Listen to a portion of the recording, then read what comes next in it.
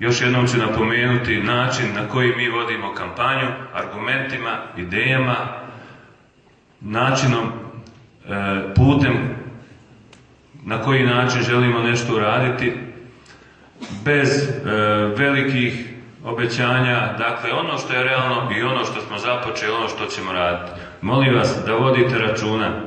Imamo Republiku Srpsku, nije dobro da se dijelimo, treba da svako kaže, i svaka politička opcija da kaže ono što ima, ono što misli da uradi, glasači će prepoznati, naravno ubjedljivom većinom za socijaliste, o to sam ubjeđen, ali i posle 2. oktobra treba da ostanemo zajedno, treba da čuvamo svoju Republiku Srpsku, a prije toga 25. da izađemo na referendum i da kažemo jasno i glasno šta želimo, da želimo da se pitamo, da želimo da mi sami izaberemo koji je to naš dan, da kažemo da 9. januar je bio i ostaje rođendan Republike Srpske.